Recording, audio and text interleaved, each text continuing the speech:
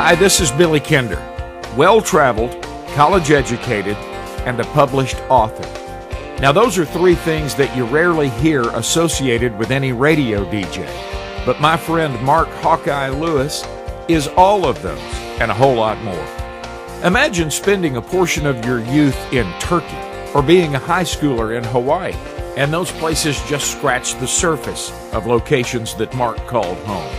Through the years, though, no matter where he was, he knew that he wanted to be in radio and on the radio.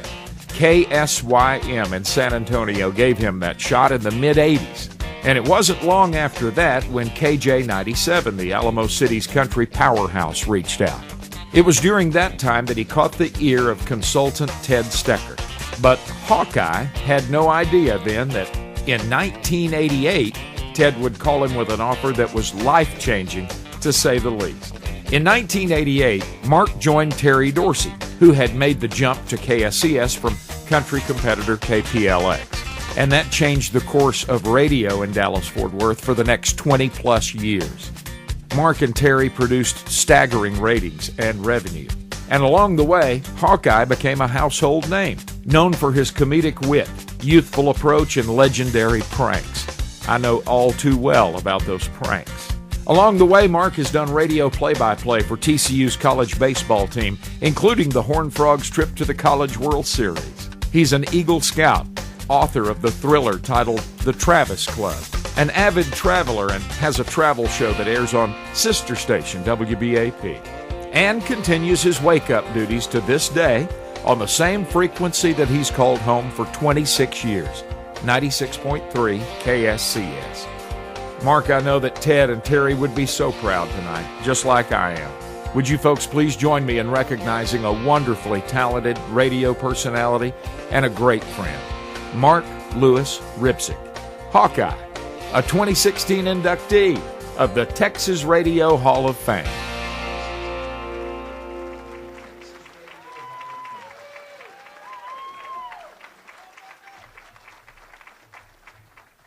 Thank you very much. I'm so excited that my wife and daughter are here today, and my parents came in from Florida for this. When I was growing up and told my dad that I wanted to be in radio, my dad said, I want my kids to do whatever they want to do and just be great at it. And my mom said, you are so good at math. And so excited the folks from Cumulus are here, including Mike McVeigh, who I first met when I did traffic. He doesn't remember this, but I remember because Mike is so legendary at Magic 105. So I'm so excited that they are here today. I wanted to thank a few people because no one in this room could have gotten where they are without the help of others. And the first is Miss Jean Longwith, who ran the radio, TV, film department at San Antonio College. And Mark Carrillo, I didn't see you back there. And so many people owe their career to this woman, and I owe so much to her. I also owe a lot to Dave Rios at Kono, who hired me for my first job at a really big station. And I went there with the world's worst air check on a gigantic reel-to-reel. Why he hired me, I have no idea, but I owe a lot to him. And then to Randy Carroll, who still does mornings at KJ97 in San Antonio, who suggested that I join him on his morning show.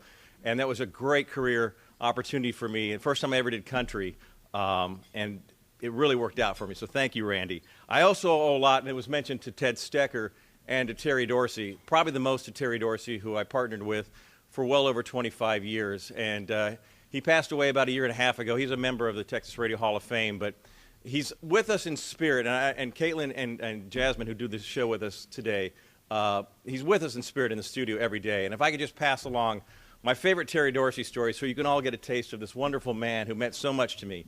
He started out in Frankfort, Kentucky, and one of his first duties was to run the board during the Cincinnati Reds games. This is his favorite story. One night, the game went really long, and Terry was so hungry as the game went to extra innings, so the overnight guy came in. He said, would you mind just running the board? I'm going to run down the street, get a hamburger, and come right back. Could you just run the board while I'm here? And the overnight guy goes, no problem, I'll run the board for you. Terry said, would you like anything to eat? I'll get you something. And he goes, yeah, I'll take a hamburger and a Coke. Terry said, would you like fries? The kid said, no, just a hamburger and Coke is fine. So Terry gets in his car, drives down the street, turns on the game just to make sure everything is okay. And as he's driving down the street, he hears the microphone, you can tell back in the day because the compression changed, you can tell that the kid turned the mic on. He's like, oh my God, what is this kid doing? Then all of a sudden, over the Cincinnati Reds game, the kid whispers, Terry, I would like some fries. So